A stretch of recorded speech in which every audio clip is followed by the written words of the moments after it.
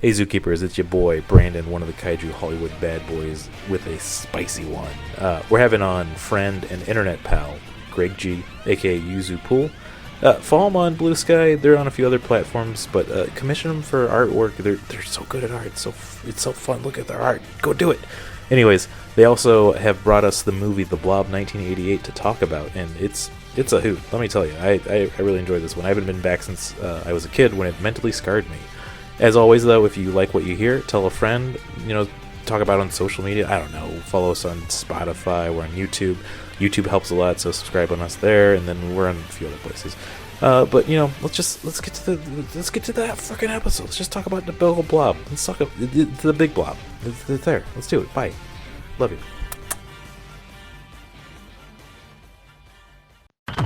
Render unto Ghidra what is Ghidra's. 10 to 1 he sees you through a beaker and a tweezers. Read the fine print and be like, what's the big deal? Spun wheels of steel since broke wheel, big wheel. Back when it was greasy as curl, now it's easy dread. Had a rhyme on how they used to tease him about his peasy head. Yes, y'all, to the beat. Have a ball. Awesome. I like that you did a clap too. Woo. Okay, we're in it. We're doing it. The wind blew like a horror movie as we were waiting for the silence. I just noticed too. Like, it's fun. A horror movie? A horror movie. Horror movie? Come on. What are we watching here? Come on now. It was a horror film. I'm thinking of... God damn it. I'm thinking of... I was working in the lab. Not that one. Why am I forgetting right now? Lonely Island. Werewolf Bar Mitzvah. No, Werewolf Bar Mitzvah too. We've mentioned that too many times. Well, no, you can never mention enough for this podcast. Yeah, no, it's the only appropriate Jewish holiday song. Yeah. Boys turning into men, men turning into werewolves. Should we just talk about all of our favorite 30 Rock lines? No. Okay. I think I talked about it last episode, actually. The Leo Spaceman, or the Dr. Spaceman, the don't eat breakfast before you come in, or the night before, because I'm going to have a big breakfast waiting for you. God, there's so many good lines. We should actually talk about the thing we're going to do. Mm-hmm. We should introduce things. We should do podcasts. Welcome to America's only Del Close fan watch podcast. We're going to talk about improv a little bit later. I'm sorry to everybody involved. What? Why? Del Close? Del Close? What if I just said that 5 times over? Del Close? The grandfather of modern improv? Famously hated women? Okay, let's a problematic fave. Let's get into it. This is Podzuki. I'm one of your Kaiju Hollywood bad boys, Brandon Kirkman. I'm another one of your Kaiju Hollywood bad boys, Luke Evans Flip. I'm your third Hollywood Kaiju bad boy, Martin Felshman. Brandon, introduce our special guest. So, special guest, I'm very excited to have a very old internet friend from the early days of Something Awful forums. We've grown as people, I promise. A very talented artist. I love all the art projects that you're usually involved. I think a prolific poster, and I mean that as a compliment. That's not an insult, I promise. Very funny online. Greg G, also known as Cappy online, Yuzu Pool. That's fun to pronounce out. It's too. A fun one, isn't it? Also, wait, was I? Hey, what's up? What's up? What you say? We met on Something Awful? Because I don't know. If maybe I don't think I was on that. We were on. Okay, here's where I think we met. Oh, it might be DeviantArt. It could have been that. But also, I listened to because here's the thing about me and Something Awful. I think I made 2 posts on that site. Then I was like, eh. Yeah. But I watched an episode. I think it might have been the G.I. Joe one. You mentioned Arlong Park. I was on Arlong Park forums. It could have been. That might have been and I was also on DeviantArt, so and all that. So yeah, basically, but we are old homies, and I am honored to be a part of this. Yeah, I've been wanting to mix it up and get some good classic friends this year, as well as mixing up from the usual Chicago comedians that we know. Mm-hmm. Because it's a dying art form. It's no longer good. Everyone hates it. It's Tony killed it. God damn it. It's bad right now. Anyways, let's not focus on the bad things. I'm really happy to talk about the suggestion you gave us tonight, which is The Blob, 1988. Yes. Oh my God. I was born in 1985, but this was a classic VHS tape sleepover movie, and I think it's one of my first memories of watching a movie that mentally scarred me. Common thread. I probably watched it. Yeah, I probably watched it when I was like about 6 or 7. I want to say. I just remember being like, "Oh, sorry, I gotta do that." Yeah, you gotta. Oh, we're not doing a video podcast, but I did the hands. I can vouch. I'll vouch for it. You did do the hands. Yeah.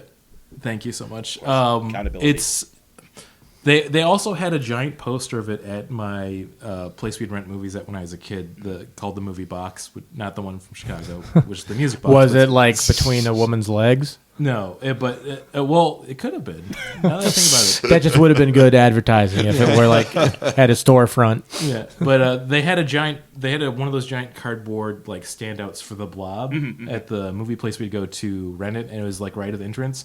And after I watched this movie, I was too afraid to go into the movie rental place anymore. Also, I'm pretty sure my dad let us rent it and didn't even think twice about it. I was like, yeah, this seems fun. Enjoy, kids. Have a good time. That's awesome. Yeah. We'll talk about a specific line later on, but I really feel like it really reflects my parents of when the mom's talking to the kids is like, or no, the kid's talking is like, oh, don't worry, it's just a bunch of violence. There's no sex or anything. It's like, that's how my parents judged everything. It's so funny that you say that because, like, again, I was born in 1987, so I am sort of similarly in, like, saw the movie when I was about 8 or 9, maybe. Probably about 7 or 8.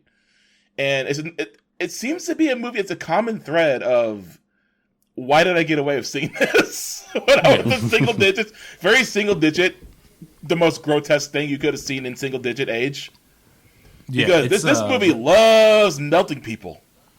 Yeah, and also going back and watching this, I'll save my overall feelings review until we get to the end of it. But like the special effects, they're really good. Honestly, in the worst of ways. Well, I myself was far more familiar with the original 1958 version of the film with Steve McQueen, which because I've actually never seen that version, but we had this VHS tape that I think it was hosted by Vincent Price. Right. That we just had clips from old horror movies. Like it had a bunch of some of the old 60s Edgar Allan Poe adaptations. Yeah. It had the scene from The Blob from the movie theater where like the Blob is coming out for the projectionist booth. That's why they had the scene in this movie in the movie theater, because that's like the big famous scene from the original one. Movie theater scene. They did not give a fuck about epilepsy in that scene. No, they were like, then. Hey, you got seizures? Fuck you. Have some more. You're not making it out of the 90s. You're done for. No, but you're right about the graphics holding up pretty damn well, because like I rewatched it about 2 weeks back, because we were planning on doing this earlier, but just the thing of being older and having shit to do. But yeah, I rewatched it. I'm trying to get into the old 80s gore fest movies again, because I love special effects. I love the practical effects. I love people just throwing shit at the wall, trying to make hyper violent Ed and Eddie shit happen.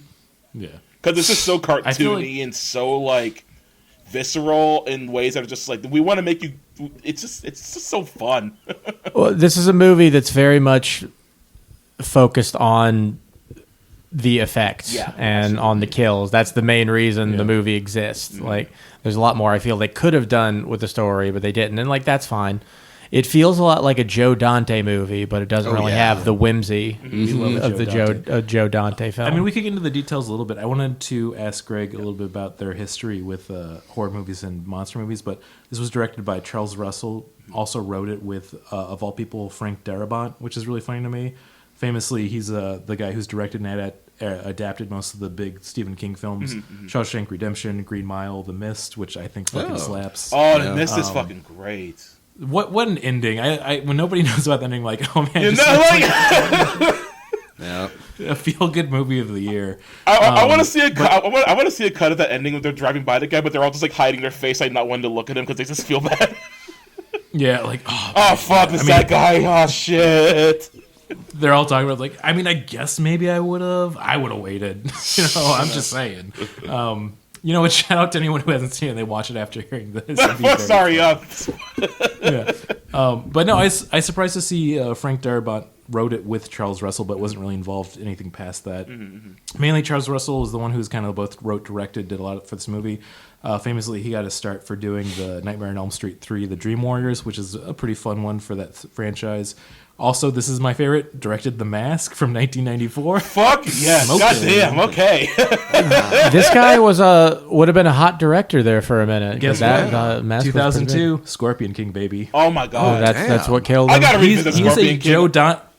Yeah, he's like a Joe Dante knockoff, like through and through. For all these films I mentioned, they all feel like slightly could have been Joe Dante films. Well, I think everything about this movie that does have some character and some class, I think was probably provided by Frank Darabont. Yeah. I think you could say that. That man knows how to adapt. Well, the opening scene of this movie made me think we were in for like a really layered thing because they tell so much, so much about the town just from the opening shots of the film. How it's like a ski resort that's seen better days. It's farther into the winter than they should have had snow by now, but they haven't. And then all of that kind of goes away once the movie starts. I feel like they either brought him on earlier or later where it's like they started rushing him, so there's like inklings of a better script. It's not the worst. I think I'll once again save it for the reviews, but overall I did like the film. But it does seem like there's some rushed parts. But before we get too into the film, Greg, tell me about your history with horror films. So I guess big monster films. Right. So it's interesting. I love horror movies, but I also I tend to be kind of all over the place because I'm not a cinephile, but I'm trying to fix that because I want to watch more movies. But when I was growing up, my aunt was really into horror movies. So I started to realize she was into shit like the Blob, and I know I would go to, and funnily enough, there would just sometimes just be shit that was on the TV, whether my mom's friends or my relatives were watching it. Or if it was just they used to not give a shit back in the 90s. Yeah, late night turn. I saw Pet Sematary probably 2 years after I saw The Blob. Oh, hell yeah. I remember seeing the scene from Jason Goes to Hell when the mortician eats the heart on ABC. Yeah. Also... Yeah, go ahead. I grew up with sci-fi, and I specifically remember the early 90s sci-fi would play the most deranged shit at night, and minimal edits, I want to say. They take out the cursing. Also, shout out to my love of anime coming from that, because they used to play a lot of anime movies. I remember seeing the Tenchi Muyo movies showing up on that sci-fi. Yes. That summer, they did anime, was I think was basically kind of like a testing ground for Toonami. 100%. Yeah. And also introduced me to my love of seeing anime titties, because they had them out on sci-fi all the time. Oh yeah. So, especially once again, I was probably around 7 or 8. I'm like, wow, this is doing something to me. I think we've talked about how Ryoko from Tenchi Muyo ruined a generation of young men. I got trivia, little bit of trivia about little Greg over here. She was my first anime crush. She ruined me. No, Ryoko. Oh my god. It's really embarrassing because that's such a bad choice. Mine, of course, was Aisha Clan from Outlaw Star. It was a young love affair with Catwomen. I've made it publicly known. Yeah. Listen, I played Darkstalkers too young. Once and again, another. Basically everything in Darkstalkers, any female character that's not a child. Yeah. It's not my fault. It's Capcom's fault. I just want to say that right now. It's always Capcom. You know what? Fucking with their stupid himbo Leon. Capcom's responsible for Jared the Sandwich Guy. It's true. Yeah. Getting him on Sharknado maybe in some way or form. Oh yeah, no. I mean, him as a guest fighter in Street Fighter 3 was so fucking weird. Yeah. But I also remember specifically sci-fi. One of the movies they did too was Galaxy Express 999. Yeah, same. Oh, yeah. That was that same summer. Yep. Yeah. What a great film. That would be a fun summer movie 1995, 96 or some shit like that, or I don't know, maybe earlier. Yeah. All I know is I saw Galaxy 39. That's how I found out about the movie that came out way later. Yeah. Which is pretty cool. Good times. But yeah, I'd say bring it back to the Blob. I think Luke, you talked about it a little bit. Martin, do you got any Blob experience?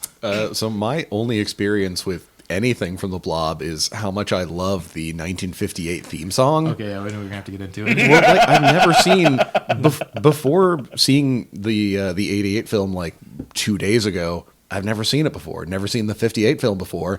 But the theme to the 1958 Blob, I've had on every dance playlist I've made over the last 3 years. Damn. Also, it is a banger. It's a great song. Well, I mean, it is pinned and written by Burt Bacharach. I mean, one of the greatest pop songwriters of the 60s and 70s. I feel bad I didn't actually listen to the song. I kind of thought it was a song from this movie, not from the 1958 one. So when they're in the movie theater, the score does the Blob theme, but in a more kind of cinematic horror film way, which is kind of fun. I noticed. Okay. Yeah. I actually never saw the. Sorry, go ahead.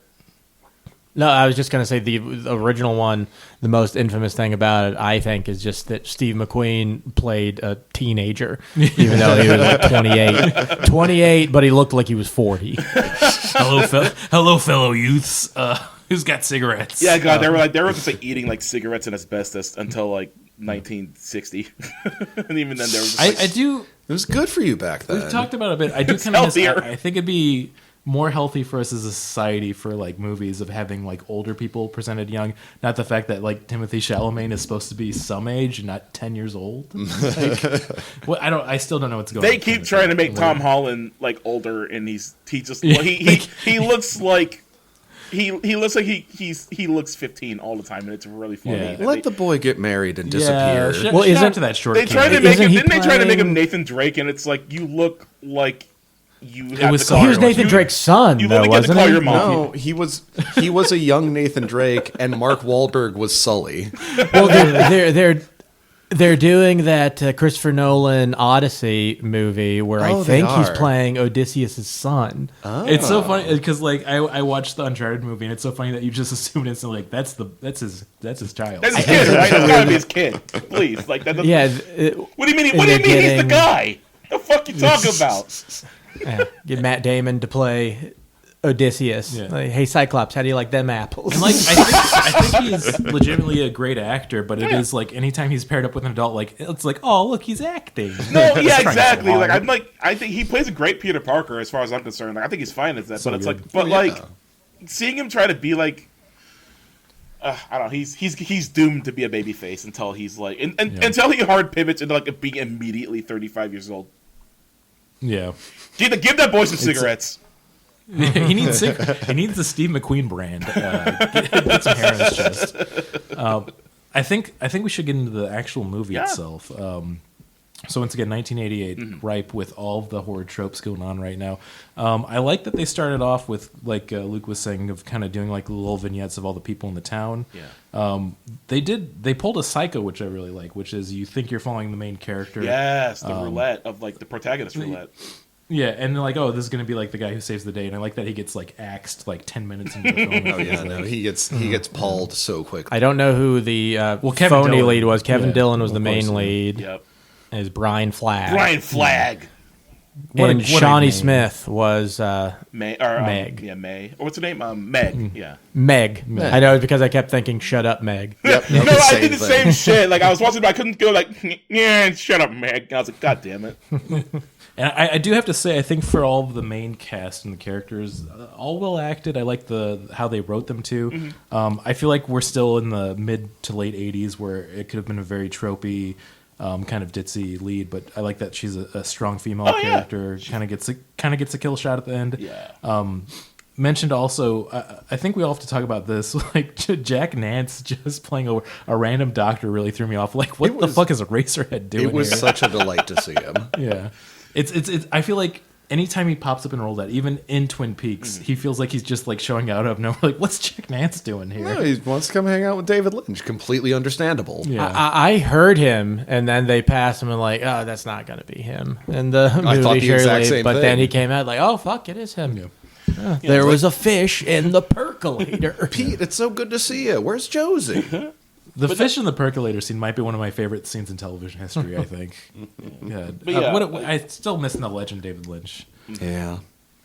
I also similarly like So- the whole like protagonist roulette thing, because you think it's going to be like, the sheriff and Fran, and you think it might be Paul and like.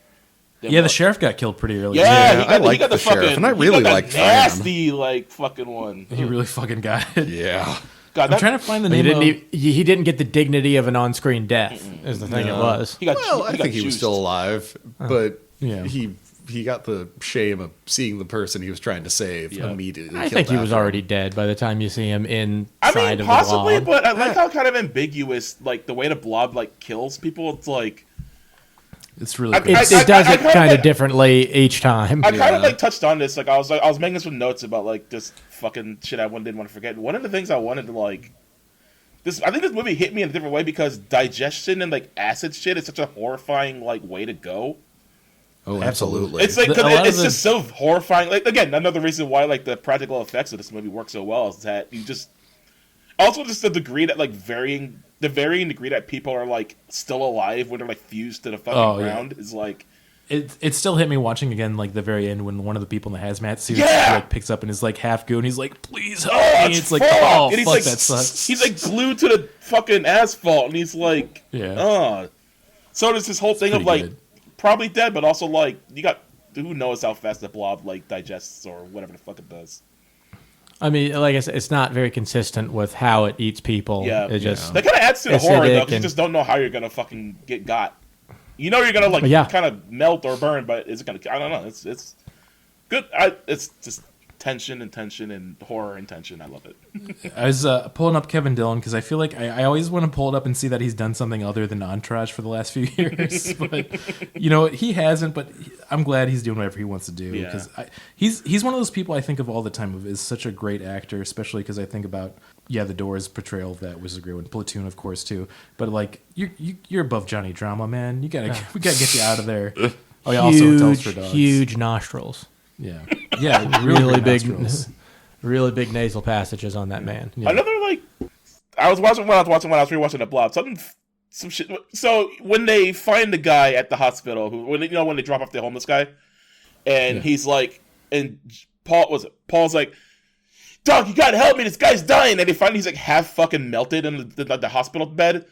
Their first response is to like arrest Brian Flagg, like and I'm like, okay, I know. Look, he's the delinquent character. Do y'all really think he was doing like reptile Mortal Kombat shit to do? Like, what the fuck? How do you? He was not carrying around fucking like buckets of acid, like melting people. Like he had a. What if they reveal he was in juvie because he melted like 3 days? He had a problem. There's definitely some disconnect between what the script says happened and what's actually what they wanted to film. Exactly. I do like that even the brief interactions, it was a quick, like, very visceral, like, yeah, fuck the police. God, these guys suck. Well, it's anytime I thought it was going to try and be about something deeper, it never did, and it was just about people running from stuff and being afraid of the blob, and that's fine. The script itself, much like a blob of consuming anything that you think might be organic material, just right into itself. They wanted to melt people as fast as possible, just like, let's just melt some people, please. And God bless them. You know, they did the assignment. They did what they wanted, and they really don't waste time. Like I think in the first 20 minutes of the movie, we've already got people dying. Yep. Oh yeah, no, they guy's establish hand it gets quickly. all fucking like eaten up by juice. It is really once again. Shout out to the special effects for this one because the horrific scene of like it on his hand and then taking the axe to try to chop it off. My god! And then like Kevin Dillon's character's like, "Whoa, dude, don't do that, bro, stop!"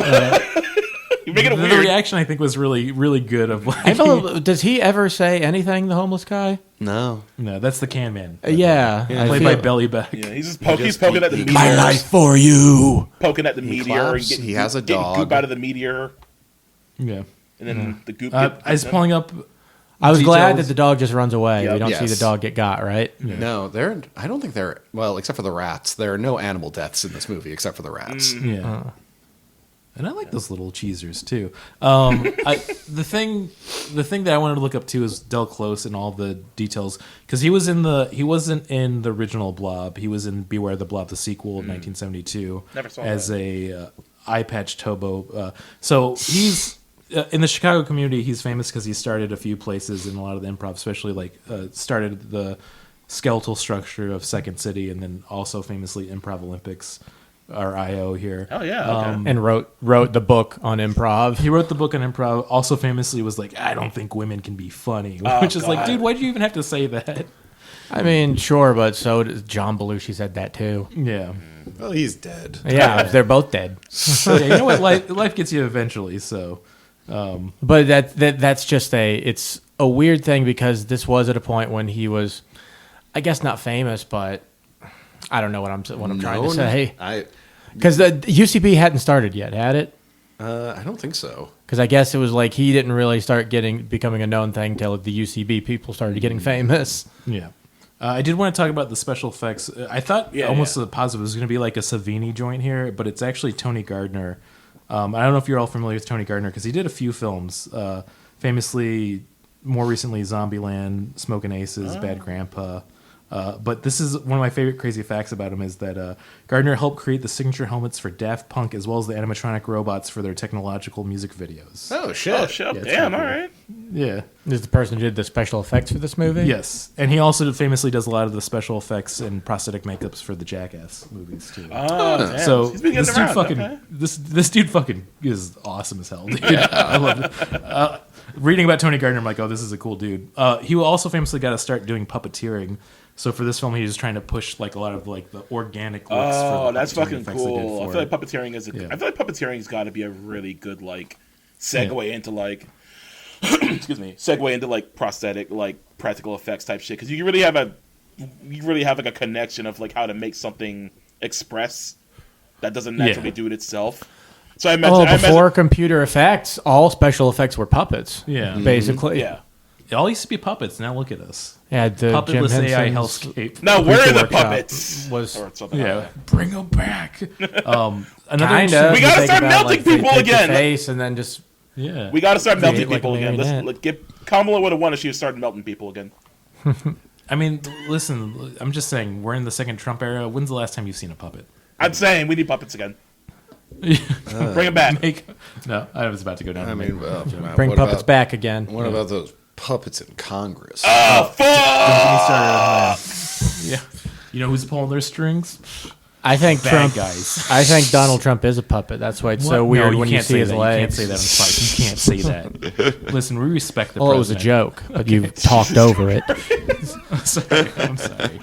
But I've had a half of an 8-ounce Sprite. I'm laughing just thinking about like how like they were really trying to make us think Joe Biden was acting normal, and like they had that dude on puppet strings. Like Yeah, I'm sorry, man, we don't got to talk about that. But you don't need to lie to people to just show them the truth. And they'll accept it.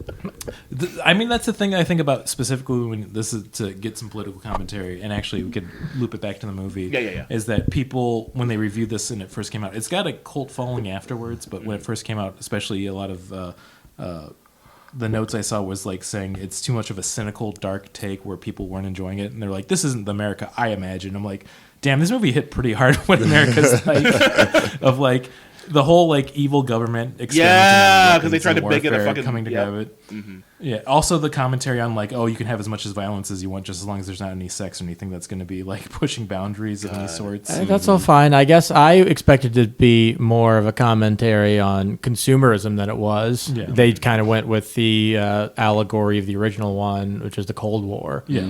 Which is fine, but again, this was like Reagan era. Like Yeah. it's a mass blob of matter that only consumes and gets bigger. I feel like there's so many like things that have it go crazy in a mall instead of a movie theater. No, this should have been like capitalism bad, but it's just like I will say Scary it did Monster's kind of scary. like they did the most American thing they probably could have done in that movie, where like after like Kirkland's signature, Morgan Freeman gets sucked down the tube, like. Really is. They start shooting it, like, and he says some shit like, "Let's scrag this fucker" or some shit. And it's like, Yeah, no, he said and they let's just start drag shooting it, and it's like, oh, that's smart. I will say, you know what? That's commentary. That's the most American thing you could have done. Is like cause the problem because it's some military shit, and then just shoot it a bunch, and then and fuck it up more. It's like, oh, well, that was funny, but you needed more of that guy. I think, like in like a Joe Dante movie, he would have been in the movie a lot more. He would have been really loud and super American. That like just that scene when he unclips the grenade so good. that he has on his lapels. Like that's funny. Fun story, but they when that don't guy- play him for comedy. Fun story when that guy clips the grenades, when he gets like slapped down by the fucking blob tentacle or whatever, you can see two little glows inside of the tendril or whatever where those grenades went off. Oh yeah. I You can see the didn't explosion. catch that and see until recently. Like literally, yesterday I thought, oh shit. It doesn't do anything to the blob, and I does wish nothing. they would have focused on it a little bit more because it is a very good joke. Yeah, like it's the yeah. Go ahead. It's I think the classic like anytime stupid guy does things with grenades that don't do anything. It's the reason Kong Skull Island's so good. Oh, it's so good. The one scene we all know and love of Yeah. what's this called? The Skull Crasher? What was the thing called? I think they're called the Skull Fuckers. The Skull Fucker. The main bad guy. Calls him like Reavers or something. Yeah. Yeah. But yeah, the one where it's like the guy gets the grenades and comes running at him, and he just hits him to the side and he explodes on the side of an island. Shout out to Skunk Skull Island yeah, again. I gotta watch that again. It's been a while since I watched Skull Island. That shit fucking hit. Always great. so easy to recommend to anyone who's never seen it, and they're like, "Why should I watch it?" I'm like, very, very easy. Which of course is why am I forgetting right now? Got a little John C. Reilly. John C. Reilly with a katana. Oh, literally, he was so fucking good in that movie. The Warrior's Way. Sick. Guess, It is like there are the two movies. the It's jacket. Kong Skull Island and Step Brothers. It really is. My mom Shout out to fucking loved Step Brothers, which is funny because she was also the person who, like, growing up, she hated when I'm swearing. Somehow, like, love did not give that much of a shit about, like, violence in horror movies, but swearing was, like, the thing that, like, got her pissed off. I think because they're both like such like soft boys. Yeah. Like whenever I see Will Ferrell but- and John C. Reilly, I'm like, those are some lovely soft boys. Specifically, I love my to hear. mom, like, one of my favorite memories of her was, like, her in the theater losing her mind laughing at the balls on the drum set thing. Which was it was such a 180 of, like, everything I understood. And also she loved the Jackass movie, like... Oh, hell yeah. So good. Yeah, she is great. I remember the first time seeing that as a teen that I was crying at the scene when they go into the ditch full of swamp stuff. They just start vomiting. For me, it's the golf course air horn.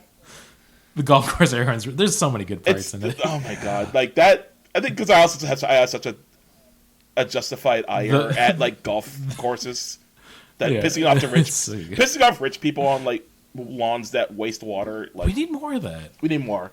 We should set lawns on. We should set golf courses on fire as a joke. Yeah, I mean, or as a good bit. Or as a good bit. Just not trying to get the podcast subpoenaed or anything. This movie didn't have any tits in it. Yeah, well, It probably should have had a pair of Very tits. sexless movie. They did have in a way a pair of blob tits. You know. Oh yeah. Okay. Wait, where I guess when when he puts his hand in the blouse and pulls out. Well, yeah, but we don't. The true see pervert the can tits. find anything horny. So, you know. That's true. I'm arguing that we didn't see nipples. We saw boobs, but we didn't see nipples. Oh No, yeah, it would've been very funny. because fucking Scott Jeske or whatever his name was, the fucking car- car rapist. Okay, two reasons he sucks. Number one, date rapey jackass. Only two? Well, because also, Yeah, we could do a whole no. Here's the dissertation. thing. He sucked, date rapey jackass. I'm glad he got fucking internally sous vide'd by the fucking Blob, like whatever fucking we call it. But also, he does his jackass like trunk full of like mixers where like he puts in like, okay, this is so dumb of me, but it's like he puts in like alcohol and like cherry soda, takes out an electric mixer. Bitch, use a spoon. Yeah, just use. You- Yeah, You're he's a jerk. fucking You wanted to you're see him get it worse than he did. He made it more annoying, and it's like, I'm glad he died. Yeah. I just wanted to say that the woman in that scene was Erica Leniak from early Baywatch. Oh shit! Oh, really? Yeah. Damn. Okay. Yeah, which I guess this was like a year before she was cast in Baywatch. Yeah. And I just like I didn't want to see a scene of her getting taken advantage, but it would have been great to see her boobs. That would have been cool. Listen, it's if it's on film, it's understandable. I get it. I like that part too. That's Scott Jeske. It's just for like Scott Jeske, like a young boy rental. That would have been the excellent thing to have some tits. But Too. yeah, I mean, at least Scott that's Jeske died, so that was good. Yeah, we got his ass. Thank you. Thank you, Blob. Thank you, Blob. You made a few bad choices. Like, I feel always bad when it's like especially with the 80s and 90s of like just seeing homeless people as not people. So it's like always the first victim, and everyone's like, yeah. you get that. Like, I feel bad for Ken, man. He seemed like a good guy. He really did seem like a chill dude, just like trying to fucking live his life. Yeah, but you touched on a good point where it's like, He got pretty good you're a homeless billing. guy in a His movie, name you're just was like all on over the credits. yeah, like if you're a homeless guy in an '80s movie or whatever, like you're just on the chopping board for like you're just meat, and it's like, damn, that suck. Especially famously that whole film that's a cult classic of street trash, where literally the whole movie is just about mutilating the homeless population with the weird chemical gas put in never the saw that. 40s. It's really gross, but that's actually where they got the inspiration for the band Tobacco for both their sound and one of their album names. Getting some deep lore there.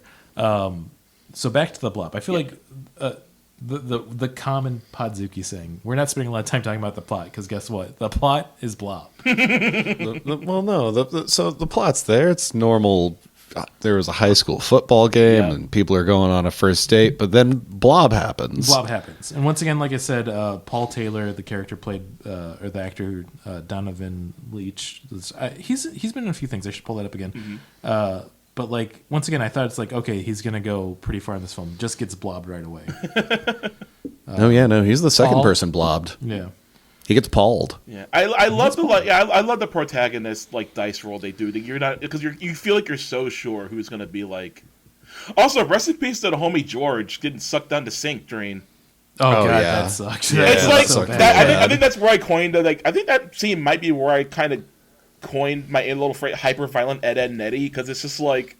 Yeah, it really is. It's so so visceral, but it's so fucking funny too. Where it's like the absurdity of death in this movie, where it's just. Death is just treated with like so little like reverence in the movie, and I guess that kind of the one deputy like when they're like in the very last scene when they're holding up the one like town hall area, the Blob comes through the bookcase and like folds him in half. And pulls him in. Like Paul McCrane. Yeah, like they could have played like a cartoon boner effect when that happened. It would have felt right. You know, like for most of these, like it was laundry. They just fucking grab and throw people. You could probably lay Ed and Eddie like fight sound effects over every kill in this movie. Oh man, I kind of want to cut. I want to recut the Blob for Ed and Eddie sound effects now. I got that might have to be a project I learned how to do. I gotta learn how to do Sony Vegas better. Fuck. They lure him out of the town hall with a bunch of jawbreakers and an ice machine. Just like him before the guy gets pulled, and just gets pulled. Speaking of crazy deaths, another thing that fucked me up this movie. This was the first movie I saw where a kid died. Yes. Oh yeah. We gotta talk about the kid. Yeah, go ahead. Oof, it's rough. It's fucking freaky. Me having been a kid when I saw it, like I thought at that point I had seen like kind of gnarly stuff before, but like I still like thought I knew the rule that you just never really killed the kid or like killed an animal or whatever. He just gets like, it's the fact that he like gets pulled under. He jumps out like half fucking melted, screaming. Yeah, half zombified, skeleton. One of the most like effective scares I've ever seen. Probably it's so good and so fucking freaky. Like, anytime they show, I think like the half melted guys, especially as a kid, really stuck with me. Yeah. Especially the one waitress that's working the basically diner, and she runs into the phone booth. Oh, Fran! And then once again, like we thought the sheriff was gonna be a main character. They show him like half melted against it, too, screaming. I'm like, what the fuck? Oh yeah, and he's like his eye rolls back. Oh god, that they did so much. They really wanted you to just like feel like you wanted to throw up. Again, I think that's the primary focus of this movie was just the special effects. It was an advertisement for like it was a very method type thing from what I could tell, like very practical. Everybody really did the homework on like how do we make this as gross and as terrifying as possible. Like the girl in like the fucking movie theater who's like half melted to the floor. Oh yeah, her friend when she picks up it has like that red goo. Yeah, it's like visceral blood. It looks like hair like on gum. Like to be able to do that to a person is some fucking skill. Like oh my god. Yeah. The projectionists when they show him on the wall with the yo-yo. Oh, and like he's still playing with it. Oh. God. The Blob's kind of low key, kind of funny. Yeah, that's got a good sense of humor. You know what? Put him on. The movie needed more jokes. He should stand up. Yeah. I love seeing his clips on Instagram every once in a while. If they made this movie now, it would absolutely be a horror comedy. It would have been jam packed with jokes. It would have had Scott Ackerman and all the Earwolf people. Oh my God. Little cameos all throughout it. You know, one of the Lonely Islands directing this film. One of the Kivas. One of the Yormas. The Blob has the voice of Andy Samberg. Oh my God. Was that the Blob? And once again, like it would be a perfect line because we got that remake of the Anaconda, and it was like Jack Black and Paul Rudd.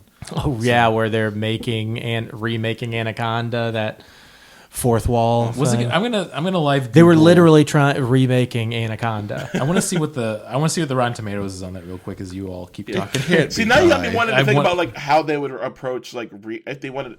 Could they remake the Blob? I mean, obviously like. They could, but I'm like, I wonder if they could make it, but like good. Like, could they remake them? To me, I just think make it about consumerism. Yeah. Like it's a blob that just eats and gets bigger. That's like American capitalism. I think is like what you'd make it about. A24 horror slant with it could be kind of fun. Oh yeah, okay. I still think about all the time of like one of the remakes they did do that really stuck with me was The Invisible Man. That one's really fucked up. Yeah. Oh my God. I haven't seen that one. I know the one you're talking about, though. I'm thinking, the Blob with like the aesthetic of like the Dawn of the Dead. Yeah, not Night of the Living Dead. Mm-hmm. Man, I love Dawn of the Dead so much. Yeah. That might be an all-time favorite. Do we all want to take I should have done this for the stupid game section. What do we think the Rotten Tomato score is for the Anaconda remake of 2025? I'll let you all go first. How is that? That's from 0 to 100%? Yeah, 100%.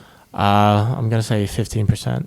Okay. I'm going to say 18%.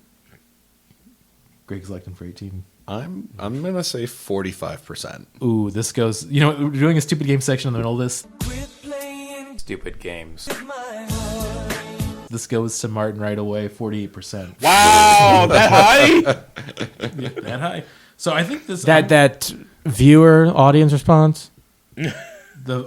Okay. Yeah, you do have to look at that because I'm sure there were people who were just like, "I love Jack Black. I love Paul Rudd. They're my best friends." My favorite thing is like it's such an obvious. It kept me off the streets for a few hours. Yeah, the AI slopification of it's really hard to tell the audience rating scores anymore because sometimes it's like this is so obviously a bunch of bots were sent to say it good. The percentage was 100%. Go see it now. That fucking not PlayStation, Sony movie Goat is still in theaters. Yeah, that animated How is that movie. still in? I don't know. It came out months ago. I heard really? it was good. I was really confused when like I saw that Steph Curry was in it, but he's like not the lead. But he's in all the advertising for Yeah, it. exactly. I love Steph Curry. Let him have the lead role. I haven't seen it. He needs the money now. It's the exact same thing they did for Kangaroo Jack. Yeah. You got to advertise the star, which is the body of a kangaroo. We can't get into Kangaroo Jack discourse again. We can't. The one scene. Anyways, the popcorn meter, which is the audience rating for Anaconda 2025, is 75%. Actually, this we should keep doing this game because I thought it was really interesting for the Blob 1988. What do you all think the Rotten Tomato score for that was? Of what? Audience or Blob 88? I'm saying because I love the movie, but I know my score would be higher because I just love it. But also, I admit that it's not. I think I agree with it. It's like, what would it be for me? I think it's probably in the 80%, 80% somewhere. I'll put you down for an 80. I got lean 80 too. 80 just makes sense. I don't know. It's not terrible. Well, are you talking about? Is this the combined critic score? Combined critic score, yeah. Combined critic score. I'm gonna go like 65. I feel like it's between you all because it's 71%. Oh shit! Right now, so wow. I'll give it to Luke and to Greg for that one. The thing that I found really confusing because I was looking it up last night was the popcorn meter for which is the user reviews 60%. Huh? I'm like, I liked it better than that for sure. Oh, do you think It's still it's still a romp. Like the Blob is an absolute fucking romp. Like it's just it's. Maybe it's without. If you think it's without substance, you're watching the Blob. So Yeah. Maybe it's people who've heard the Blob theme song and they were like, "Why isn't this in this?" Yeah, where's the Blob theme song? You know what? That would. Yeah. By the way, can you go ahead and play the Blob theme song right Please. now? Okay. In post editing. Okay. Oh, he's gonna sing it. Oh, okay. Yeah, go for it. No. Yeah, I'll put it in the post edit. At least a few seconds. The Blob, it creeps and leaps and glides and slides across the floor right through. I mean, I'm not joking, and Martin was hinting to it earlier. It does legitimately. It's a banger. It's a good heater. song. Yeah. It's Burt Bacharach, America's pop king. Like you sent it to me, and I was like giggling about it the whole time because it's so like it's just so fucking upbeat. Like it topped the billboards at like 33 back when like that was a huge number. So I'm like, good for them. And also, they re-recorded it for the radio. And it was the same crew that made it, but they just called themselves the Five Blobs, and I find that really funny. So. Oh yeah, and it was just him layering his voice, right? Yeah, he just layered his voice. That's so good. I love Man, it. remember when movies used to be fun? I mean, yeah. I remember before it had to be like a Zero. fucking multiverse, fucking $1 billion dog shit, fucking whatever. I don't know if I want to bring it back because we're kind of all over the place, but I do want to shout out to how we were all hating on the Super Mario 2 movie before we got started. Of like just like. People were like, "Oh, it's not getting good reviews." I'm like, "Did you think it was going to be good? Did you see the first one?" He said, "Wow, they've really tapped a good vein with this one." I mean, not to be mean. I know some people like it. No, it's like enjoy it if you. I'm not going to yuck anyone's yum. Exactly. I'm the same way where I'm like, I'm sure there's something to enjoy, but I'm also like, you're surprised that it didn't do good. Yeah. I don't know. I do get bothered when people act like just because something isn't the worst thing ever that means it's good. Yeah, like, it's not okay to shit on it. Sometimes mid is gas, but like that doesn't mean that it's like there are things that I like that suck ass, and it's like I'm fully willing to eat the like crow of like, yeah, this sucks, but I like it. And 100%. Like, one of my favorite movies of all time is Joe Dirt. I'm not going to tell anybody that it's like an objectively good movie. You think I'm not going to laugh at it? I got the poo on me? Like, are you kidding me? That's just funny. That movie sucks, but it's fucking funny. I mean, also the scene with the spatula when they get the dog's balls off. Oh, fuck. I want to watch Joe Dirt now. Goddamn. Fuck. This is not the first, or even I'd say, like, I think we're in double digits of how many times we've mentioned Joe Dirt. I bring up Joe Dirt as many times as I can. We got to get Jamie Carbone back. Husker do's, Husker don'ts. Review Joe Dirt and then never talk about the sequel that we don't need to see. I never saw it. I never will. Joe Dirt, so the only one is the first one. That's why they never call you Nutamaker. And that's, I mean, also, I famously feel that way, too, because, like I've talked about, too, I also think Death to Smoochie is a great comedy. It's not. No. But I love it. I enjoy it. No, and, like, I enjoy watching it. And that's the thing where it's like, yeah, I'm not going to, like, be surprised that it got, like, a fucking low score. Like, yeah, like, Joe Dirt is not going in the Criterion collection, but it's, like, funny. It kind of should. They only have to be culturally significant. They don't have to be good movies. I think, like, didn't Freddy Got Fingered recently I'm get pretty sure. I think that's got Criterion release? Yeah. You know what needs a Criterion release? Both Jackass movies. Oh, please! Actually, though. I mean, it changed the landscape of how we do docu-comedies. And also, right? you mentioned Freddy Got Fingered, and I gotta say, like, I rewatched that, like, a couple years ago, and, like, as an artist, like, fucking...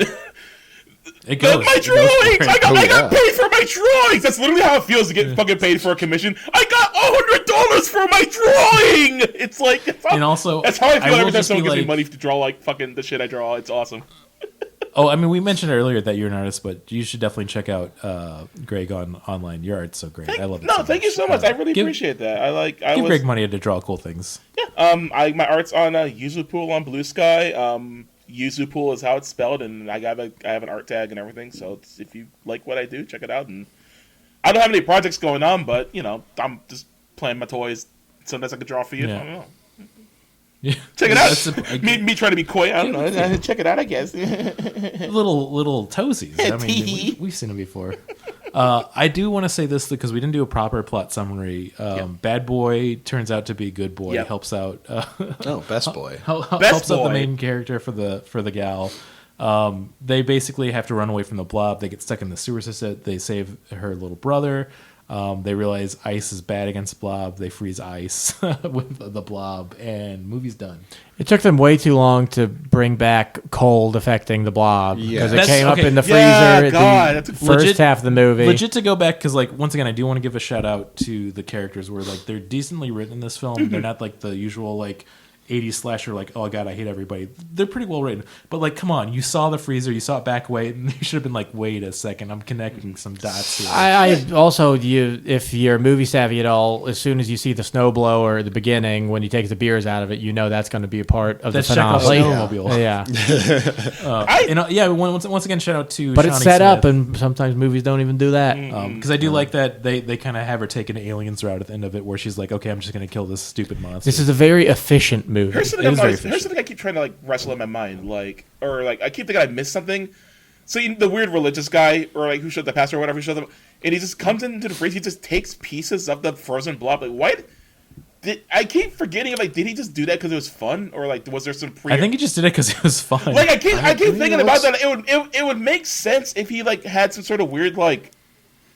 I don't know. It was just weird that he wasn't like at the scene. His character was underdeveloped for it. Really like there's that scene at the end of the movie where he's got the shards and they've coalesced into a new blob. Yeah. I guess to set up a sequel, but it really, if there'd been more about him preaching doom and gloom from the outset, that would have been great. And but again, you don't get any of that. They got dealt close to plate, so he made a bunch of weird, funny faces. He's kind of fun, and then it was basically then. Yeah, I mean, he did do once again the very end of the film. They show him at a big tent revival, basically. Being scarred from the blob, from the fire, or the flamethrower. Yeah, no, the blob didn't do that. The blob didn't. A guy with the blob did not. Do not blame the blob. He did not do. He didn't do anything. That's blob slander. We're canceling the blob. No, he didn't do it. And it's a cool scene, but it's just kind of incongruous with the rest of the movie. Like it comes out of nowhere. Why would he? Why was I was okay. I'm glad I'm not the only person because I was just like, did I miss some sort of like plot shit where? Especially for all of the secondary and like tertiary characters introduced, like you said, like we get Kirkland's signature, Morgan Freeman. That's the head of the. No disrespect to that dude, by the way. It's just that he's just so clearly like he's just there's no development where he's like authoritative, No, I know what I'm doing. He felt more like a Donald Pleasance. I know what I'm doing. Also, damn it, listen to me. Like. Also got that pretty cool death where the blob comes through his suit and then pulls him That down. shit was fucking cool. Yeah. Like it's got God. And like I want to be in like a horror. I want to die a cool death in a horror movie. We should talk about this before we get to the reviews. I mean, the star of the film. It's the blob. It is the blob. It's the blob. When we were talking over text about the movie earlier too, of like the way they make it and they puppeteer it too, where it kind of just. It sometimes is a little bit slow, but then when it really moves fast, I'm like, it's legit scary. Oh yeah, you never know what you're getting met with. When they're in the diner and running away from it, like I felt some like honest tension, like oh shit, like get out of there. So that's what I wanted to bring up too, real quick before the reviews. Is another really cool thing of how they actually did the special effects for it. Is they had a bunch of silk bags filled with methyl cellulose. So they put a thickening agent and they basically just like pulled it back and forth for doing the puppeteer, and then did like a rear projection from it. Like, man, shout out to them because it looked really. That's dope. so cool. No, see that's just like bags full of a bunch of gross stuff. And that's just how they got shit done. Like it's that like that DIY spirit of just like fucking. How do we make gross stuff happen as best as we can and just throwing shit at the wall until you can throw the blob at the wall. Better than I think the original one was corn syrup. That's awesome. Just straight up corn syrup. And then, we can make it nowadays and, like, I don't know, throw the Miyazaki filter on or something. God, I hate everything. Right now. The piss filter. Yeah. I mean, that's the one thing that really... Okay, quick tirade before we get into the reviews. Is the thing that, like, people that legitimately enjoy AI, which is already concerning, like, when they see the AI art and, like, oh, I want to make one. And, like, it always...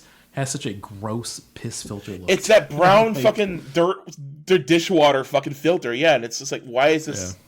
Yeah. Why did it's? It can't. It's Zack Snyder. And it sucks being an artist because like you notice it more. I'm not even saying that people who aren't artists like don't notice it, but it's just you want to like you see all like the gross color grading and like all the fucking like they're like that AI just a slime that's on the slime coating. Yeah. I just think of all the people in school that ask, like, could you draw? I got a great idea for a drawing, but could you draw it for me? Yeah. I wish I would rather have. I would rather just go. I would rather go back to being like assume that I could just draw anything because I said I was an artist, but like instead of just AI shit, like go back to being annoying to me. Don't fucking poison the air and the water and like make data centers. What if you gave somebody who could use the money to make something really cool versus I will destroy the planet so that I can see giant anime titties? Which already are online. They're already online. People are drawing it, but you can get these people. Oh my god, it's so easy to see titties. We live in such sad times because back in the day, you'd have to commission an artist in order to get a picture of King Trident fucking Prince Eric. But nowadays, just feed that into a machine, and it gives it to you without the soul. Yeah, it doesn't. It's so soulless. Exactly. Like it's just. I don't need. It isn't saying imagine 8 vaginas. I don't need a machine to tell me what King Trident's penis looks like. I need an artist to interpret what that's going to look like because I don't even know how a merman's supposed to fuck. No, like seriously, we should know. You could the joy of commissioning. Haven't we talked about how they wouldn't have penises? The joy of commissioning somebody. Well, no, this one does for me. So yes. Like you want to see somebody interpret your vision of like whatever the fuck like. Let them draw your boobs and penis and balls and whatever the fuck you want. Or, like, draw, like, Goku, like, slam dunking a fucking, like, half-court shot into Vegeta's face. When you make the mental connection to another artist you're giving money to, and they do the assignment, that is the best feeling in the world. You're enriching someone's life. You're enriching someone's life. You're helping someone eat. Spiritually, mentally, monetarily. Exactly. You're helping someone eat, and you're getting the fucking tightest shit in the world, like... I was also laughing because we've plugged Smoku on the podcast a few times too, which is famously the zine about Goku smoking weed. Oh fuck yeah, we love Smoku.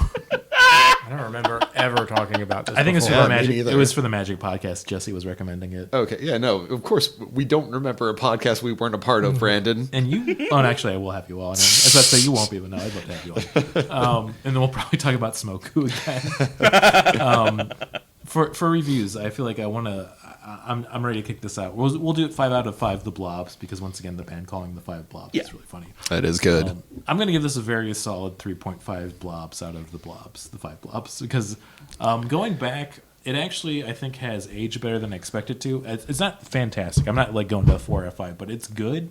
I had a fun time watching it.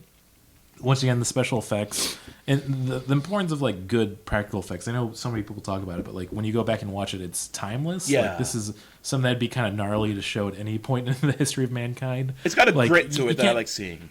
Yeah, it's really ingenuitive with a lot of the kills and the special effects. The plot isn't like the best, but it's serviceable enough where you don't feel bored. I like the characters decently enough, and yeah, just once again, just so many fucked up things you get to see of like cartoon Ed and Eddie kills. I'm so glad you've got. I'm so glad you cottoned on to that phrasing, because that's just how I feel about 80s gore fest stuff. Where it's like, yeah, it's like it might not be the deepest shit in the world, but just seeing like the engineering and artistic spirit behind trying to make something memorable, even if it's like not like the most put together thing in the world. I love that, and it makes sense with the director being Chuck Russell of like doing once again Nightmare of Elm Street 3, The Dream Warriors, because it has a lot of that kind of cartoon physics to the actual like gore and viscera going. He treated people like bags of blood, like Mortal Kombat fatality rules. Exactly, 100%. But yeah, that's it for me. Yeah, I'm gonna give this movie 4 out of 5 because I liked it a lot. It's a very solid, it's very efficient, well-made movie. And I kind of appreciate that it's really not about anything more than what you see on the screen. Yeah. And I kind of, ordinarily, I don't like that in movies. I want them to have a deeper meaning, and especially monster movies. I think they usually work better when they're an allegory for a greater social anxiety. But and I guess they have a little bit of the Cold War in this, but I wanted to be more about consumerism since it came out in 1988. That just seems like a missed opportunity to me. But it's still, like I said, it's just a little over 90 minutes, which I think is the magic number for friggin' movies. And I think this is the first movie. You could put this on with like almost anybody, and I think they would enjoy it to some degree. I don't think this is so gory that it's going to turn off a wide swath of people, but also not so boring that if you're somebody who's into movies like me, that you're going to be completely turned off by it. There's one person I wouldn't want to watch it with, though. Huh? The Blob. That'd be scary. I missed all of that. What? We do have big headphones on right now. I just realized. I'll put in the laughter sound effect with that. I think it's this one. Okay. So a fun thing with the when we do the remote records, I got to figure out the system to get the actual Zoom hooked up. But we have a soundboard, which we don't use as much when we do the remote one. So I think I hit the right button. We'll find out later. Okay. I guess if we're doing reviews, I might go like 3.8 on it, or 3.8 out of 5, because it's like sort of similar reasons of like, yeah, there are some elements that I wish were defined a bit better, like the thing with the pastor, like just taking the blob chunks, and like I'm not really knowing why, because that wasn't really developed. There's a little holes in it, but at the same time, it's just such a fucking romp, and such a like, it's such a testament to trying to entertain as much as possible, and it's not shy about wearing the fact that, yeah, it's got some holes in it, but it's mostly, it wants you, it's a popcorn thriller. It wants you to have a good time, and it wants you to remember what it's seeing, and it does a really good job of just sticking to your mind and being genuinely horrifying in a lot of ways. Like this thoughtless yet somehow also intelligent thing that it's like, it's so thoughtless in its actions, but it's so determined and wanting to like melt you and eat you, and it's like what you touched on earlier with the way that it's fast yet slow. It's always operating in like various ways. There's a lot of elements of just like pure like primal horror, that are just so good. And like again, and also just it's usually my first go to when I'm talking about like prosthetics and like practical effects. That and The Thing and like The Fly, like practical. But when it's formless like that, yes, it's very. our brains don't know how to process it. Yeah. But like recognizing it's like very animalistic and like in tune with like the need to devour in very naturalistic way too. It's like it's learning as it goes, but it's just still like, and also like the characters. I love Meg, I love Brian Flagg, and I like the way that like I even like what the fuck the kid who dies at the beginning, John. Fucking also gets a gnarly death. Like I usually hate the trope of the girl like getting hit in the head and passing out, but to be fair, she was pulling on that arm hella hard, and she was I gotta give her a pass on that one. Like she had no idea that arm was gonna like just that. Oh god, the way people. Oh man, yeah. 3.8 out of 5. Also, the way it moved afterwards too. That's pretty. Yes, cool. But yeah, shout outs to melting people. We got to do it more. We got to bring it back. We got to melt more people. And bring back melt movies. Before we get to Martin too, I think you both hit on something that really makes me think. I think the movie's so good because of the simplicity of it. I think if it tried to be more or even less, it's like the right balance of like this is the Blob. That's what we're doing. Get used to it. And it's funny, the more complex ways they try to take it out, they just fucking freeze it, and they realize they beat simplicity with simplicity. Yeah. So it's like they're trying to turn it. They're trying to find all these like fucking. I mean, not all. Most of them just running away. But when the military comes in, it's like they're trying to do like all. They're trying to shoot. I mean, I guess shooting at it is also pretty like primitive. Yeah, and also, I mean, I like that they hit on the tenets that I always like to see, which is police bad, military bad. Yep. Fuck. This movie's fuck 12. Yeah. Doctor's bad. Well, insurance bad. Insurance bad. They did have the really good commentary about the insurance too. Yes. But anyways, Martin, your review. I think overall I want to echo Luke's sentiments, and I want to give this 4 blobs out of 5. 4 blobs. Okay, right on. I very much enjoyed this movie. It kept my attention the whole way through, and talking about it earlier, like just very good, memorable kills. Yes. I guess this is the good version of what happened with The Last Jedi, where it defies expectations. It's not. While I was watching, no one's ever really gone. I mean, except for Paul. That guy's fucking dead. Yeah. You know what? Because of the memorability factor, can I bump my score back up to 4? Because I'm like, you know what? Because of this, the memorability factor. Now I'm all here at 3.5 by myself. It sucks. I'm sticking by my 3.5 though. Well, no. It is kind of 4 almost. I'm bumping the 4 just because of like the way it's stuck in my brain like, immediately. 4. Okay. It's just, we're putting it in the golden blob. Hey, we did it. Perfect 4 out of 5 all the way around. Because it's like if I'm gonna talk up like Joe Dirt for being like funny and like memorable but also mid, I'm like, you know what? I don't think I can like fucking. I can't dock decimals for the blob. I'm going. If 4. Joe Dirt's a 5 bagger, you can't say Blob's 4 bag. Not a 4 bagger. If we're saying Criterion Collection, Joe Dirt is a 5. How could we not put the Blob at a 4? Like I'm saying, I can't. How can I be? I can't be fucking like taking off like red pen on a math test points off the Blob for not having like the most like thought out characters. I want us to also. Let me actually get a 4. As Podzuki's way to add to the world, I want us to start spreading the rumor that Joe Dirt is a Criterion Collection film. It should be. Well, yeah, no, they did an entire line of David Spade releases. Yeah. What was the Kid Star one? I said that's so fucking weird. Oh my god! What? I hated that. The kid, he's like a child actor. Yeah, I know the one you're talking about. I can't. But I said remember. They're all like a person's name. Yeah. They're gonna like. They need to remake. They need to remake the Voyager fucking disc and like put Joe Dirt on it and send it to space. Hello from the people of planet Earth. I got the poo on me. Wait, so you're just saying launch David Spade into space? You know what? I'm not gonna space. We gotta keep him around for kayak. Dress him up as Joe Dirt and then launch him into space. We gotta find out if he's gonna be Cusco again, and if he's not, then we'll send him to space. If he is, he's got a couple more years on here before he's got to get his act together. Oh yeah, I forgot about Emperor's New Groove. God, that's such a good film. Anyways. They're doing a new one of that. I like what John Goodman touches. Anything John Goodman touches, I tend to like. So I do like John. He's a good man. He's gonna be cuddly, but also horrifying.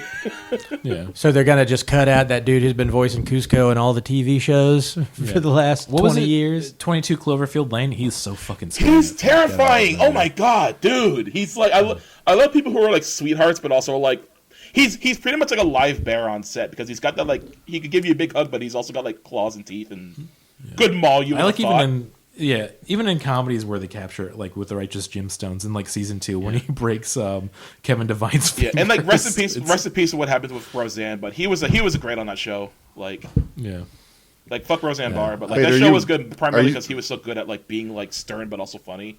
Wait, were you saying rest in peace for Roseanne's career or the character? No, the character, because like fucking. I mean R&P in general, because like that she tainted that memory of that show. What a funny solution! I really like that they're like, we'll just kill her. They did just kill her, which I did find that kind of fucking.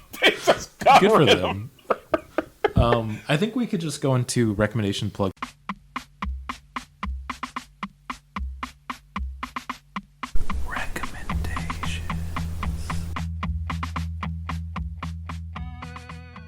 Since we did a very out of Podzuki character mid-game section, which will be fun. Also, I didn't write it down in any game section this time. I was busy doing dishes. Hey, Brandon, how tall is Steve Buscemi? Hey, Greg, how tall is Steve Buscemi? I believe he's 5'9" because I listened to that episode. Oh, see, listen, hey, well, that's the problem with that being our most popular game. Yeah, future guests, don't show us that you actually listen. You should be able to answer this right off the gate. Yeah, see, like, do the homework, do the assignment. Yeah, put the time in. Would it be cool for me to plug something? Yeah, of course. Yeah. Actually, if anything, kick it off, and I should say plugs and recommendations. So plug, and then anything you want to recommend. So it could be like a feeling, it could be really obscure, or it could be like. I'll do both. I'll do a plug and recommend. I'll do a plug and recommend. Or yeah. So I'm gonna plug Scarecrow Video. It's the local video rental haunt that we have here in Seattle. It was in a little bit of danger for a while because it just I think I'm fuzzy on the nitty gritty, but it was like building ownership and building damage, that kind of shit. They were able to scrounge up like 5.5 mil and get their shit. Not to buy the build. No, it's we fucking love Scarecrow Video here. Even when I moved here in like 2013, and people were talking it up even before that I visited. People were talking up Scarecrow. It is a absolute fucking cultural treasure, and you can rent like pretty much any video you're looking for. The library and the genres are huge. Whether you're if you're casual, if you're a fucking cinephile, like you will not leave hungry. So if you're ever in the Seattle area and for like an extended amount of time, check out Scarecrow Video. On Wednesdays, it's like 2-for-1 rentals. So I don't even think it's a novelty at this point because one thing with having younger kids of like they constantly want to watch the Ghibli classics like My Neighbor Totoro and Ponyo. If you put on HBO Max, they play commercials every 15 minutes, and it's like disgusting. I gotta say, I'm happy that Gen Z is like all about fucking analog media again, because like I'm seeing so many articles about like Gen Z's fucking sick of subscribing to shit, and like so like we got Blu-rays for both of them. It's like it's just a better experience. Yeah, I don't not fucking commercials during a movie. You don't gotta fucking wait for I don't gotta hear from fucking like Clorox bleach or whatever the fuck. But no, listen, I love We Baby Bears, but I don't need to see a commercial for We Baby Bears every 15 minutes. So I'm gonna plug Scarecrow Video, give it a shot. If you're in the area, check it out. And I guess as far as recommending anything, might go with feeling. I guess just try to be as kind as you can because it's fucking rough out here. It's really. I guess it's the general sentiment of kindness. And if you fuck it up, just keep trying. That's probably the best thing anybody can do. We're recording this on the National Visible Trans Day, which is shout out fucking a great day. Trans Day of Visibility. Be kind. Fucking we need the love. God damn, it's right. And it's a reminder of how bad everything is right now. But also if you have a trans family or friend in your life, Venmo them $20. I'm saying this episode. Yeah, buy them pizza, buy some food, money, fucking light an Oklahoma state flag on fire. Yeah. They're the people who made it illegal for them to have a driver's license, right? No, that was Idaho. Oh no, it was Idaho. Kansas? Was it? It's one of those. Light some state flag on fire. Yeah. We should probably know exactly which one it is before we boycott, though, just to be fair. I don't. You know what? All the states that we just listed, fuck them all. What are you saying? No, this is the good part of America.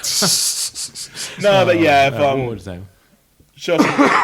spread as much love as you can because it's fucking. We're in a fucking. Granted, luckily, through times like this, you find out a lot of people got a lot of good in their hearts and they're showing it louder because it's for the specific reason of it does not have to be this bad, and a lot of people are trying to make it obvious that it doesn't have to be this bad. And my take to not be nihilistic is I think it truly is the birthing pains of a new world from the old evil racist world that we're going through because it can't be a smooth transition. It's not going to be that easy. It's always bumpy. It's what they call a sine wave trying to hold power. Yeah. So, Ooh. yeah. Hopefully he's dead by the time this comes out. Renting movies and spreading kindness is what I want to do. Plug. Yeah. I love that. That's fantastic. Yeah. For any recommendation plugs for YouTube before I get into it. I'm going to go ahead and recommend. Someone uploaded every episode of Home Movies onto YouTube as just one long 20-hour-long video. So I've been falling asleep to that for the past week. Oh, that's fucking awesome. Really recommend Home Movies in general. What a fun show. Man, being somebody... Go ahead, sorry. I was going to say I'll second recommending Home Movies because I got nothing else. I've had those DVDs for years. Hell yeah. And that used to be a show I would put on to sleep for a long time or just watch a lot late at night. This is before, like, I guess streaming was still around, but it wasn't as, like, ubiquitous. It wasn't on every single device that you have, or even if you had that many devices. And yeah, I watched those. That was a great show, and Brendan Small, like, the other stuff he went on to do was funny too, but it never seemed to have as much heart as Home Movies. Yeah, it's funny because like Metalocalypse, which he did afterwards, was much bigger. But like, man, Home Movies just they fucking nailed it. My take on the Metalocalypse is that I always thought it was funnier, and I liked it when they were just being dumb guys. The plot stuff was like fine, it was cool, but it was like I just liked it when they were being stupid guys. You know? Yeah. I mean, the music is incredible. Fucking sick as hell. Yeah, no, exactly. So that's where I'm like, I gotta like watch that opinion because it's like. But I agree. That's why I didn't like that last movie that they did because it was all the story stuff. But like, no, I just want to watch the band being idiots. I want to see them in the grocery store being like, "What do you mean booking food?" You know. We got the taco my braids. Not to get into just describing stuff from TV we like, but I love the one where their van breaks down at a convenience store, so they decide to go run into and hide in the woods for some reason, and then they almost die of frostbite. Personally, I like the one where like they had to hang out with their dads, and just Nathan loves fucking hanging out with his dad. Oh yeah, Nathan's the only one who likes his dad. I mean, I think that's the funny thing is like how Nathan's explosion was like really wholesome at the core. Yeah, not me. I fucking love my dad. I love hanging out and kicks ass. I'm fucking loving it out that guy. Yeah, man. You know what? Shout out to Metalocalypse. I'm gonna just take mine. Also, all the brand small. Yeah, like Metalocalypse is also a great one. His shit raised a lot of Adult Swim like millennials. Like Home Movies also hits that special note of just like that early Adult Swim era. I mean, for both Home Movies and also Metalocalypse, another recommendations of the soundtracks because Brandon Small also is a fucking talented guitar player. He's incredible. His like solo album Galacticon fucking rules. Yeah. Well, I've actually been. This is another thing I can recommend. It's a Comedy Bang Bang YouTube channel where they just collect. I'm pretty sure it's an official channel. I hope so. Anyway, but they just collect like specific characters into like hours-long videos. Oh shit! And they've got Brendan Small doing like Victor and Tiny. Oh damn! And I forget about Victor and Tiny. Yeah. There's so many characters that I just remember that are just so great. I mean, a lot of them usually are. I feel like I'm forgetting the name of the review guy. Andy Daly? His character is always just so good. Oh yeah, he does so many characters on the Dalton show. Wilcox. Yeah, Dalton Wilcox is a big one. Well, they still have like merchandise, but most of their merchandise is from references that are like 15 years old at this point. Yeah. And there's all sorts of new stuff they could do, but that's not. Yeah. Scott Ackerman, if you're listening, we got some notes. I should also say for my one plug too, always the second Wednesday of the month at Lincoln Lodge in Chicago at 7 p.m. Thirst for Adventure, the comedy show I produce with Hobart and a bunch of others, where we have a bunch of comedians and artists play a one-shot D&D campaign. It's very fun. It's very good. Fuck yeah, hell yeah. Do a lot of stuff. Go for it. And then I think we can wrap it up. We can do it. All right. I believe in ourselves. Honestly, thank y'all for having me. This was fucking great. I haven't really done any podcast stuff in forever, so this was nice to kind of chop it up, shoot the shit with some friends. So thank you for having me. If anything, fun episode, very funny stuff. Great having you on. But if anything, go watch the Blob. Go watch the Blob if you're looking for like just. It was also hard to find a stream, but if you BitTorrent, it was pretty easy. The 1958 version of the movie was free on HBO Max. That's the other thing. I want to watch the old version now because now that I have this movie fresh in my, I want to watch. I've never seen the old version, and it's kind of crazy to me that I haven't. And another shout out we like to do too. So if you're listening to the very end, you get this too. Whenever it's on archive.org, always love that. You can get it on archive.org. There we go. Perfect. Shout out Archive. Also, Canopy, which is a library app that not everybody knows about. If you got a library card, you can just get on Canopy, right? Yeah. Fuck yeah. Anyways, let's do our sign off and let's see what we all decide to go with as usual. Oh, yeah. All right. 3, 2, 1. I love you. Plan you go. I didn't say anything. I was about to say you're gonna like the way I fuck. I guarantee it. Was that the old one? I only have one plan. Go fast. Yeah, I just said, beware of the blob. Oh, we could start doing that too. Thank you, Tascam. I just said I love you. Because, I don't know. Oh, that's beautiful.